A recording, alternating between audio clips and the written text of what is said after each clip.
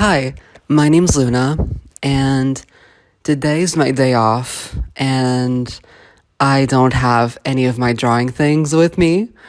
So I figured I would sit down with my phone notes app and I would sort of just talk about some of what I've been up to in regards to Solon and other stuff, because a lot has happened and I have a lot to say. So, as I'm recording this, the second Pretty Boy single, MUSE, has been released. That song is so old. It's so old.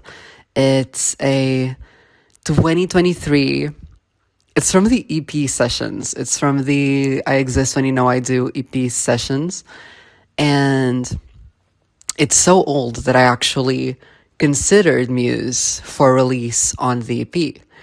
But I felt like it was going to be, even that early on, I felt that I also had Pretty Boy at that point, and I felt that for a Solon album, I wanted to explore the sounds of Pretty Boy and MUSE in a full-length capacity. And so MUSE was replaced with Digital Love last minute, and I think I've spoken about that. I think I've been clear that Digital Love came after, like after every song was done, and that's true. It was the last song that I worked on for the EP because I decided ultimately that MUSE would be a Pretty Boy exclusive. It's so exclusive, as a matter of fact, that it became, with rewrites and tuning and refining, it became the album's centerpiece. And I'm so excited to continue telling the Pretty Boy story because it's so thematically important as we move, or not move because we're not abandoning it, but we are expanding. As phase 2 continues, we're going to be expanding into the interpersonal lives of Leon Turner and Oliver Liddell. And yeah, Pretty Boy is just majorly important. Something else that I'm very stoked about is the fact that the first ever Solon video essay has hit the internet. It was made by GlitchWitch, and I love it so much because here's the thing, right? Whenever Solon was starting to release, it was 2024, and this is kind of embarrassing, but it overlapped with Charlie XCX's Rat era. And something that Charlie did in that time is that before she kicked off the Rat era, she made these like affirmation posts where she was like, this is going to happen and this is going to happen and this is going to happen. And I was like, I'm going to do that too. And this is probably going to make some of you not like me much, but it's probably gonna make me like maybe a little bit unlikable. But one of the things that I determined for Solon was that I really wanted the first video essay about Solon to be made by a woman. This is something that was like not mandatory. Obviously, I can't control the discussion. I didn't even expect phase 1 to be covered because it's so elusive and antagonistic to its viewers. But I really wanted the first Solon video essay to be done by a woman. And I emailed GlitchWitch, not with the intention of being covered. I just wanted to get some feedback after so much silence for so long, because at this point I've been working on Solon for over 3 years. And so I just wanted to like hear back from people who are passionate about things like this. And GlitchWitch was someone that I emailed because she made a video on Ethel Keynes's Perverts.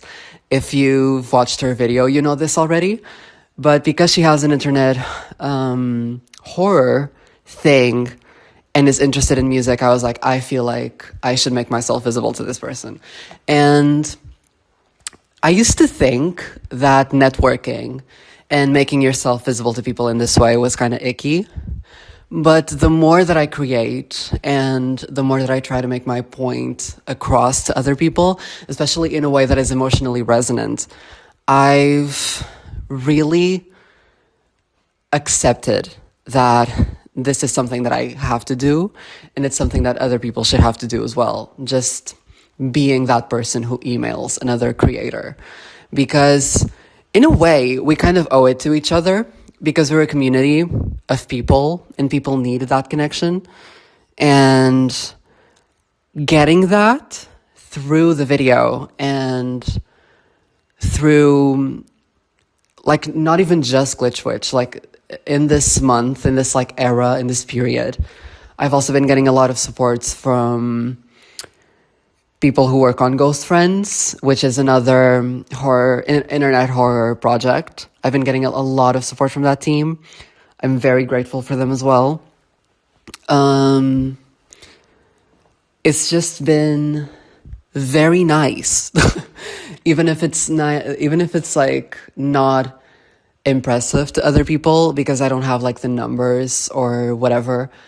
I feel for the first time like I may be making something that could mean something to other people, because Solin is a very selfish project. It's basically like all of these characters are inspired by people in my life. Oliver Liddell is like 80% me. Oliver Liddell is kinda just me. And so it makes me feel like it confirms something that I've been thinking about for a while, and that is that because there's no single original experience, then that means that your story will be inherently important to somebody else because someone else has experienced or just felt similarly enough to how you felt. And so, yeah, we just kind of owe art to each other. We owe community to each other, and we owe love to each other, which is kind of my point with everything that I do, I think. And so I'm very stoked. How long is this? 7 minutes. Anyway, thank God it hasn't been that long because I'm not done.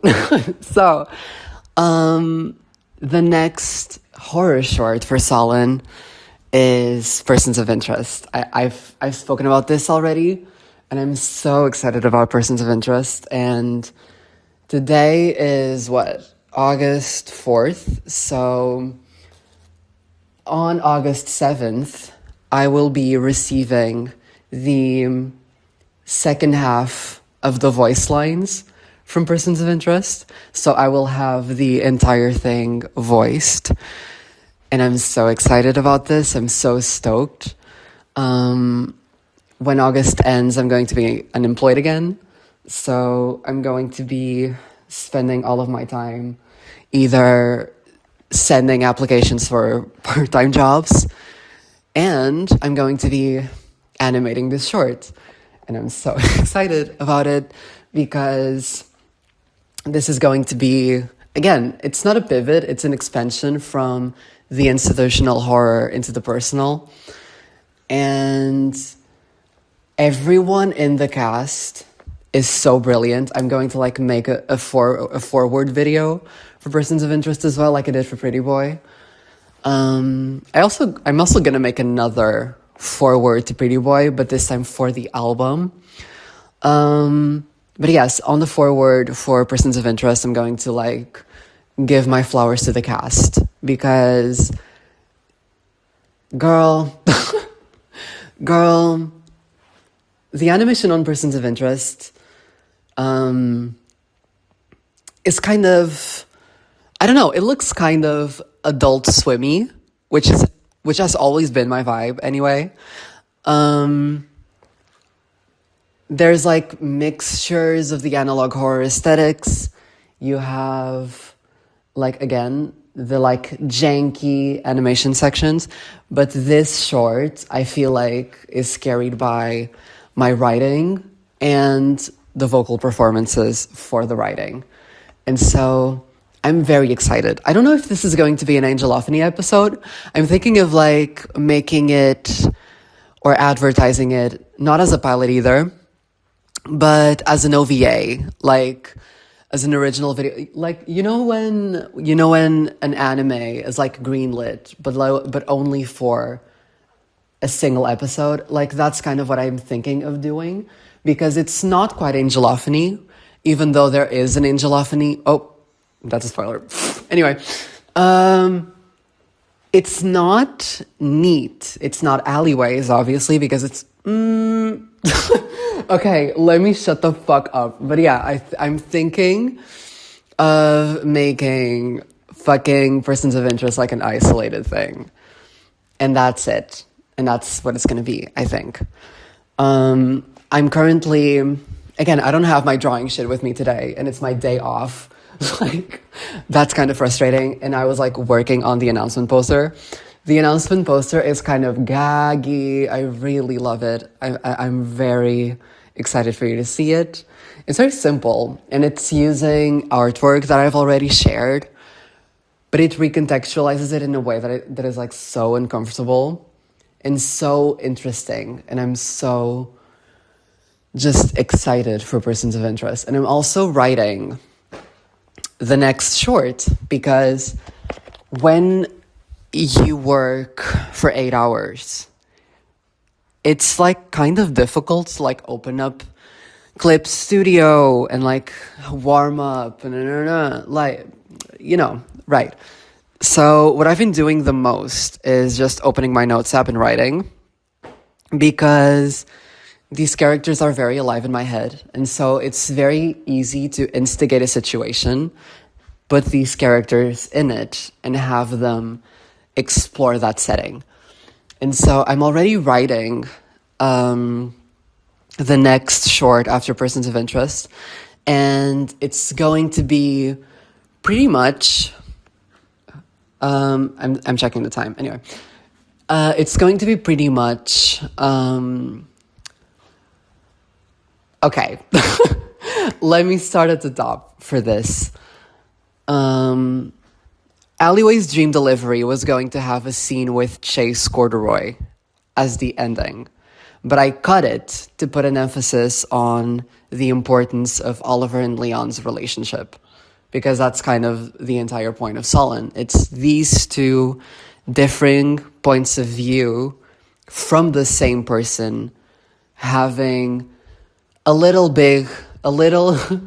very long argument, right? And so Chase's scene was cut. And because Persons of Interest is very limiting for what I could do with Chase, I've decided to take the alleyway scene and expand it into a phase 2 Angelophony short. It's going to be an Angelophony short. It's going to be animated similarly to Persons of Interest, and it's also going to feel like Alleyways, because it's going to have an emphasis on backgrounds, on abstractions, on how the mind makes things and remembers things differently, and how it prioritizes emotions and how it felt before basically making objective information clear.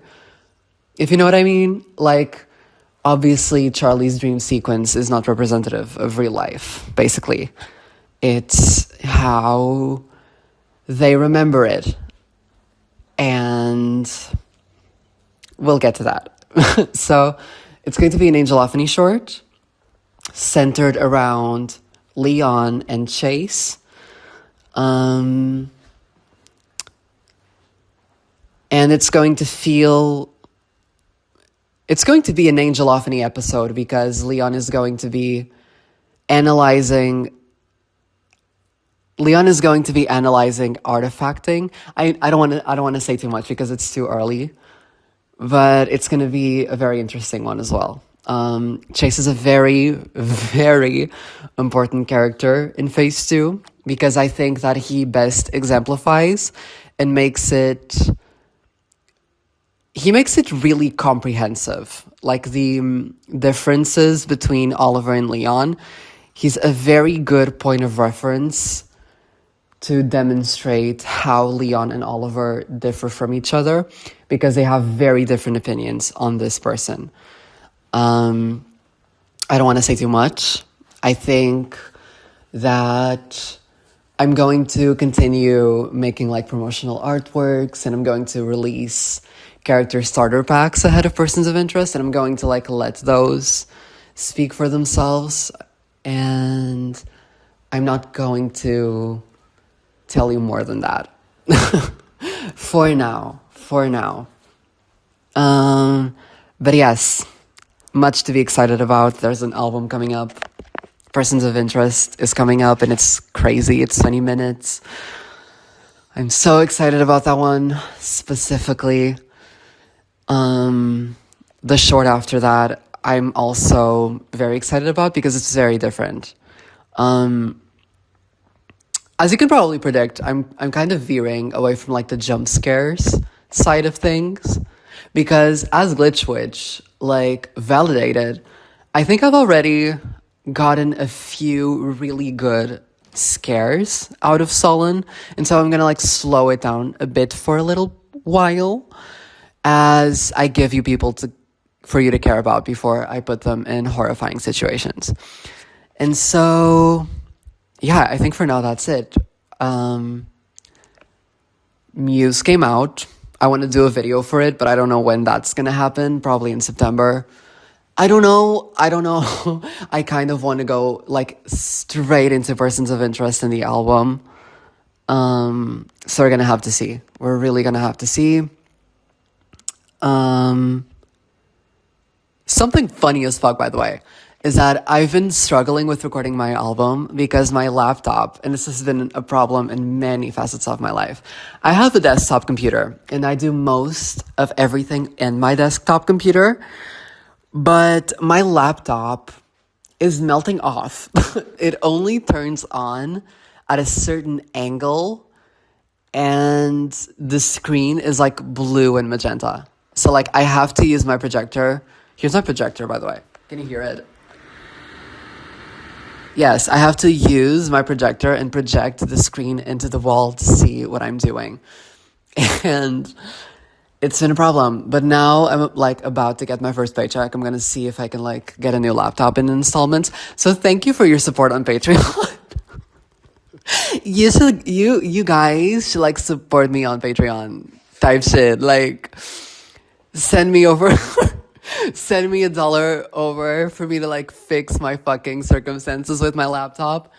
Again, nothing urgent because I do have my desktop and I am getting paid.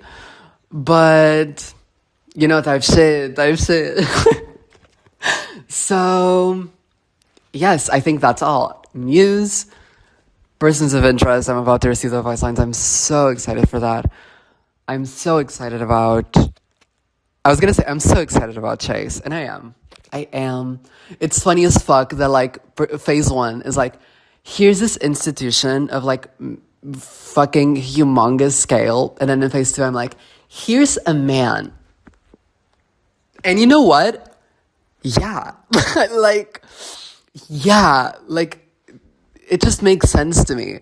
But yes, everything's going to like interconnect in this phase, and it's not like a pivot or a rug pull. It really is an expansion of the scale, which is already huge. And like, I needed GlitchWitch to like put this into perspective for me. I used to think that Solon was like very small in scale, and because I designed it specifically to be small in scale, I was like, okay, I'm going to tell my story through analyze my story, blah, blah, blah, blah, and then I'm gonna like do my little songs or whatever. But when you take a look back, and it's because it's like the time that it's taken, because again, it's been 3 years, right? But it's kind of huge. Like Sullen is kind of a huge project, and I'm not going to say that it's going to continue getting bigger. It will, but it will not feel scary because phase 1 was deliberately written to essentially imagine that the bounds of the world are a square, right? Phase 1 shows you point 1 of that square, points 2, point 3, and point 4. And then now we're closing in. So basically, tonally and aesthetically, you already know what Solin is going to continue to be. You're just going to learn more information about what's inside of that world. And that's, I'm very proud of it. I'm very proud of that. I think as I watch people finding it for the first time, I realize that I'm making something that's aging really well. I'm like looking over at my little fucking table thing where I have my EP and like the drawings I made with my friends with little guy. I'm looking over at that and I'm thinking, I made something that's aging really well, and that's only going to continue aging really well, and I'm really proud. And so, yeah, if you're not excited, I think I have something for you. Like, if you're excited, you'll probably continue being excited, but if you're not excited and you're just here to be a hater, even then, I think that I have something for you. And that's really, I'm just very optimistic about everything. And so, thank you. I'm getting so much more comfortable speaking to inanimate objects. Like, I could not do this when I started this channel. Like, I would need a little notes, and I would need my Hello Kitty plushie at the corner of my fucking table. And so, yeah. Things are moving, and that's awesome. So, yeah, I will hopefully talk to you again soon. I don't know when, but do keep a lookout on my socials and stuff like that, because I am in the time that I'm not clocked in, I'm doing everything that I can to push this project forward. I'm especially very excited about fucking the character sheets that I'm working on that have the fucking models for the characters. They have trivia, they have anecdote interactions between all of the characters, like them talking to each other. Very exciting. So yeah, keep an eye out. I wanted to expand a little bit on why it was so important for me to have the first Solin video essay being made by a woman. And that is because usually when video essayists do things, they like to make the projects that they're covering a little bit more marketable.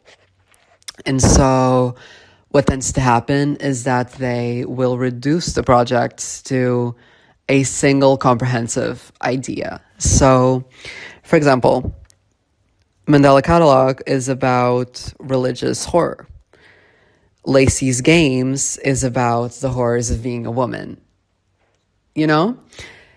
And in all of these examples, I think everyone would agree that it's not that simple. And everyone knows this, but I just have this like very personal fear of being reduced. And so can you imagine if the first Solin video essay was like the horror of being trans or some shit? And it's like, no, baby, there's so much more. And so that's literally it. I just wanted the video to be made by a woman because I knew in my soul that like a woman wouldn't do that to me type shit. I know that a girly would watch the project see it for everything that it is and package it in that way. And so seeing the thumbnail and the title for GlitchWitch's video, like, I'm going to... So I have it pulled up, and it's called Sullen... Please don't stop recording. An internet tour de force. And so basically the point and the thing being focused on here is that it's expansive. It's huge, right? I'm not sure if everyone that talks about this is going to give me that same grace, is my point. And I just had a feeling that if it were a girl, that she would, basically. And again, I didn't even ask GlitchWitch to make this video.